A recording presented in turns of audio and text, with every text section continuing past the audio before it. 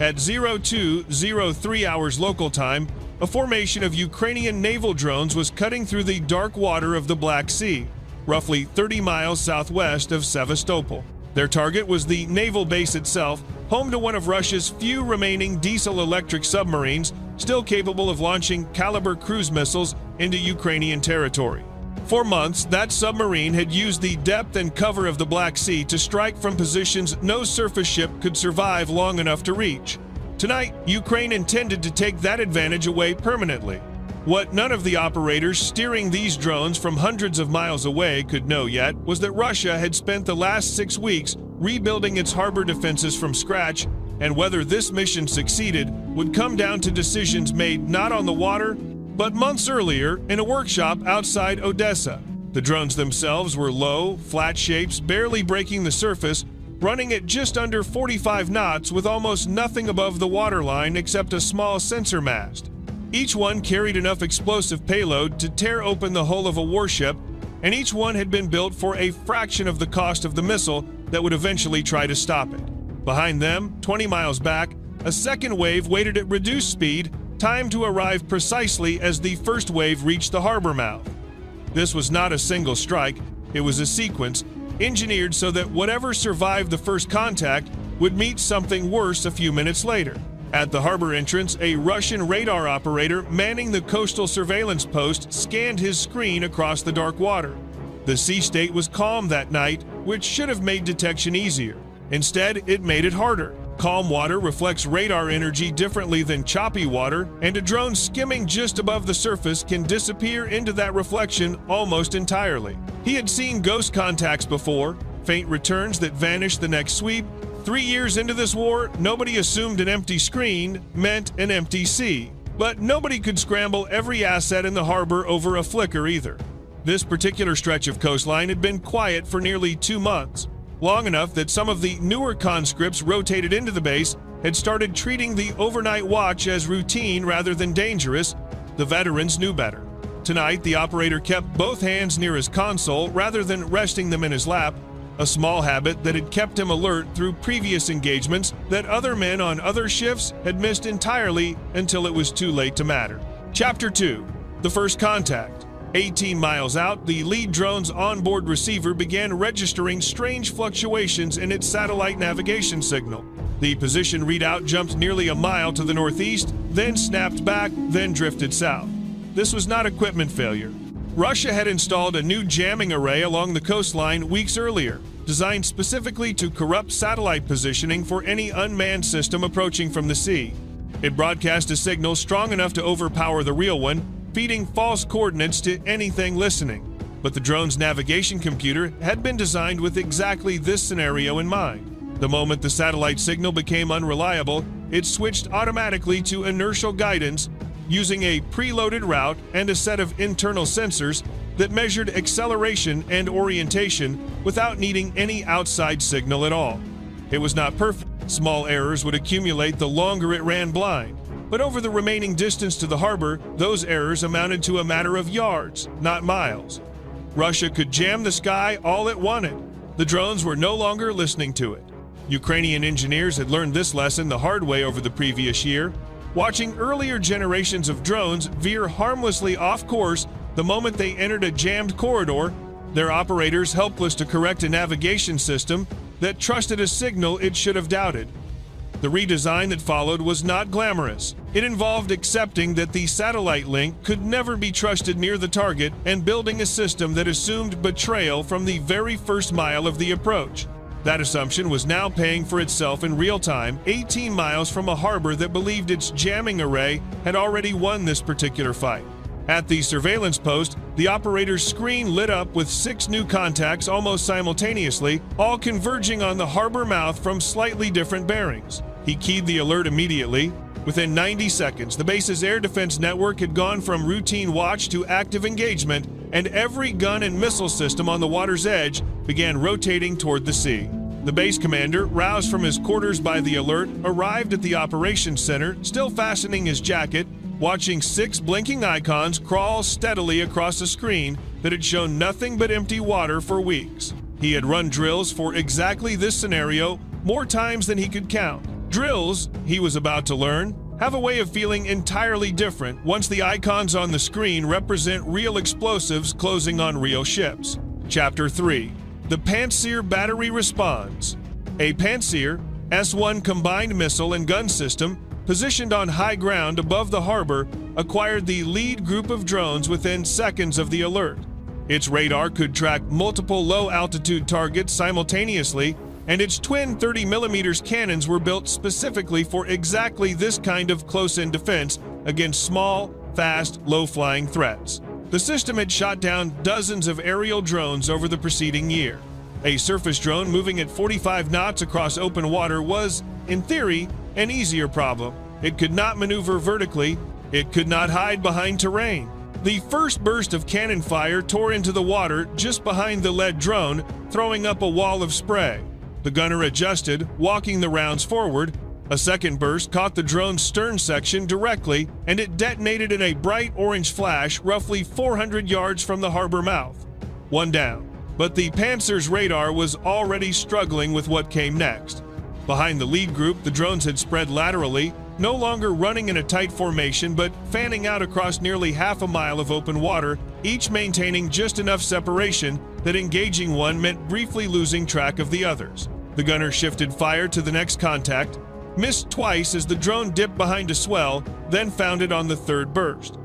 A second explosion lit the water. 2 drones destroyed in under 30 seconds.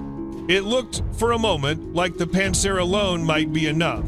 For a system designed primarily to shoot down aircraft and incoming missiles, adapting to a swarm of small surface targets required the gunner to think differently about every shot.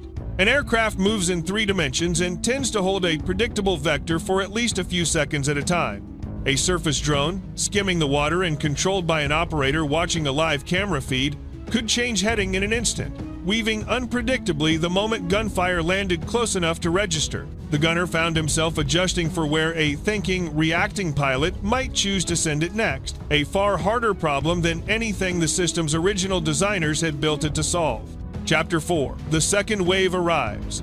What the Russian crew did not yet know was that the 6 drones engaging the harbor mouth were only the first wave. 20 miles back, the second group had closed the distance faster than anticipated, timing their approach to arrive just as the harbor's defenses were fully committed to the first engagement. As the Pantsir crew tracked and destroyed a third drone from the initial wave, their radar operator noticed something that made his stomach drop. New contacts, 6 more of them, appearing at the edge of detection range and closing fast. The Pantsir system could engage multiple targets, but not an unlimited number, and not indefinitely. Its magazine held a finite number of ready rounds before reloading became necessary, and reloading under fire meant a gap in coverage that could last a critical second. The battery commander made the call to prioritize the closer, more immediate threats from the first wave, accepting that the second wave would close further before anything could be done about it. This was precisely the dilemma Ukrainian planners had built the entire 2-wave structure around. A single wave, however large, gives a defender a single problem to solve, however difficult. A second wave, timed to arrive exactly when the defender's most capable system is reloading or repositioning, turns that single problem into 2 overlapping ones, and overlapping problems tend to expose whichever weakness a defense is least prepared to address. The battery commander's choice was not a mistake. It was the only rational decision available to him. It was also exactly the decision Ukraine had planned for him to make. 3 drones from the first wave remained. 2 were destroyed in the next minute, their wrecks burning on the water's surface, throwing orange light across the harbor entrance. The third made it past the outer breakwater, weaving between 2 anchored patrol boats in a maneuver that suggested its operators, watching remotely through onboard cameras, had anticipated exactly this kind of choke point and built evasive routines around it. A patrol boat's own close-in weapon system opened fire, missed twice, and finally caught the drone's midsection as it passed within 50 yards of the pier. It detonated harmlessly against open water, close enough to rock the patrol boat, but not close enough to do lasting damage. 4 of 6 drones from the first wave destroyed. 2 had been intercepted deep enough into the harbor to suggest the outer defenses had a real gap in coverage near the breakwater. And now the second wave was less than 8 miles out. Chapter 5. The Submarine's Vulnerable Window. Inside the harbor, the submarine that was the true objective of this entire operation sat moored alongside a maintenance pier, undergoing what Ukrainian intelligence had assessed as routine resupply before its next patrol. Submarines are famously difficult targets once submerged, capable of disappearing into the depths where sonar and satellite imagery become nearly useless. But on the surface, tied to a pier, loading torpedoes and fuel, a submarine is one of the most vulnerable warships afloat.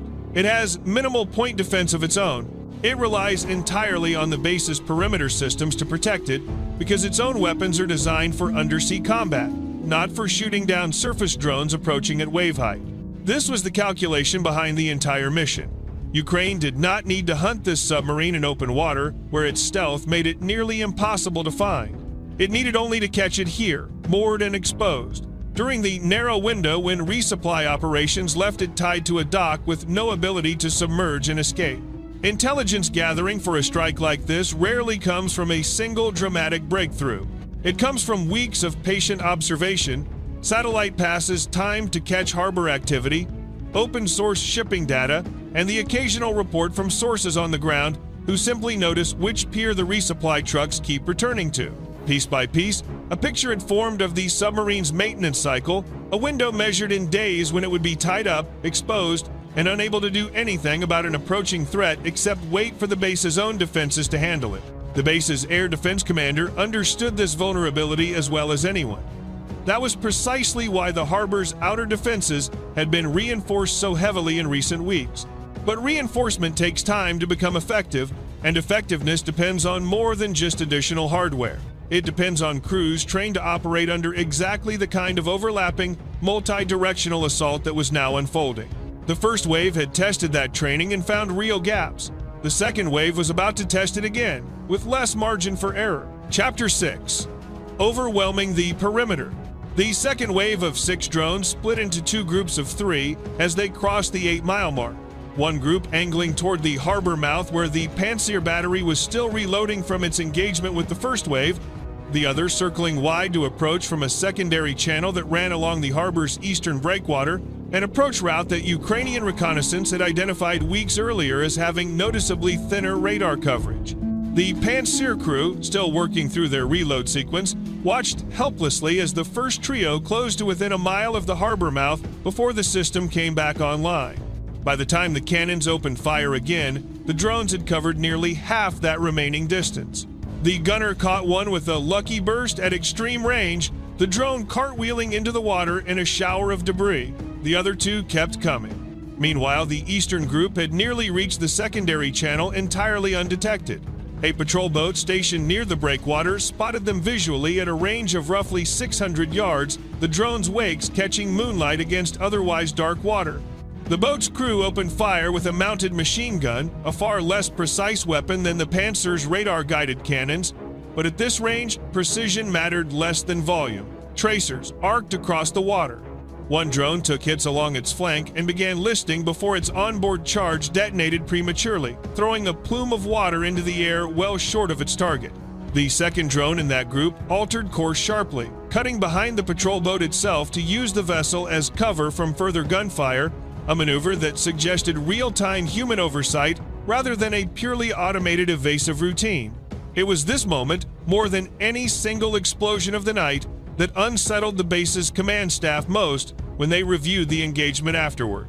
A drone using a friendly vessel as cover implied an operator somewhere, watching a live feed, making split-second tactical decisions with the same instinct a human pilot might use in a dogfight. This was a coordinated assault with thinking operators behind every drone that survived long enough to require a decision, and that distinction mattered enormously for how the base would need to prepare for the next attempt. Chapter 7. The drone that made it through. Of the 6 drones in the second wave, 2 had now been destroyed. One had been forced into an evasive detour that cost it precious seconds, and 3 remained actively closing on the harbor. The drone, using the patrol boat as cover, emerged from behind the vessel, roughly 200 yards closer to the pier where the submarine was moored. Its course now angling directly toward the maintenance dock. The base's close-in weapon systems, mounted along the pier itself for exactly this kind of last-ditch defense, acquired the target at a range of just under 1,000 yards. These were fast-firing autocannons designed to shred incoming threats in the final seconds before impact. And against a target this size, at this range, they should have been overwhelming. The gunner opened fire in a long, continuous burst. Rounds tore into the water on either side of the drone's wake as it weaved unpredictably, correcting for the gunfire in real time. A burst finally connected, striking the drone's forward section and knocking it briefly off course. It did not detonate. It did not stop. Damaged but still functional, it continued forward, now trailing smoke and moving erratically, but still closing on the pier. The gunner adjusted aim and fired again. This second burst caught the drone squarely amidships, and the resulting explosion threw water and burning debris across a wide arc, close enough to the pier that personnel working near the submarine's forward deck were forced to scramble for cover. The drone had been destroyed roughly 120 yards short of its target, close enough to rattle windows on nearby buildings, but not close enough to reach the hull it had been aimed at. Every crew member on that pier understood, in the seconds after that explosion, exactly how thin the margin had been. 120 yards, at the speed these drones traveled, represented less than 10 seconds of flight time. Nobody on that pier needed a briefing to understand what those 10 seconds meant. They had just watched it happen in real time, close enough to feel the heat of the blast on their faces. Chapter 8. The Final Approach. 2 drones from the second wave remained, both now inside the harbor's inner defensive ring, both closing on the pier from slightly different angles. The first, approaching from the west, was intercepted by a second patrol boat's machine gun fire at a range of roughly 400 yards. The crew firing in short, controlled bursts rather than continuous fire, conserving ammunition for a threat they now understood might not be the last. The drone absorbed several hits without slowing, its hull apparently reinforced or simply lucky in where the round struck, and continued forward until a final burst caught its rear section, triggering a detonation that sent a column of water skyward less than 80 yards from the submarine's stern. The blast wave rocked the submarine hard enough that crew members reported feeling the hull shudder through the deck plating. It did not breach the pressure hull, it did not cause flooding. But it was close enough that the base commander, watching the engagement unfold from the Harbor Operations Center, understood that the outer and middle layers of defense had both been compromised in a single night, and that the base's ability to protect its most valuable asset now rested on whatever remained of the innermost perimeter. Inside the Operations Center, the mood had shifted from the controlled urgency of the first alert to something closer to genuine alarm. 2 waves in, and the defenses that had been rebuilt over 6 weeks specifically to prevent this exact scenario had already been tested twice and found wanting twice. The commander gave the order to bring every remaining asset, including personnel not normally assigned to harbor defense, to whatever position along the pier could offer any additional coverage at all. The 6th and final drone of the second wave had used the chaos of the preceding engagement, the smoke, the wreckage, the confusion among multiple firing crews, trying to track overlapping threats to close to within 200 yards of the pier almost entirely unnoticed. It was only when a searchlight operator, sweeping the water methodically rather than relying solely on radar, caught its wake reflecting in the beam that anyone realized it was there at all. Chapter 9. Impact. By the time the alert reached the nearest gun crew, the drone had closed to within 70 yards, well inside the minimum effective range for the base's larger defensive systems, and uncomfortably close even for small arms fire. A soldier stationed near the pier opened fire with a rifle, an almost absurd response against a target of this kind, but in the final seconds before impact, absurd responses are often the only ones available.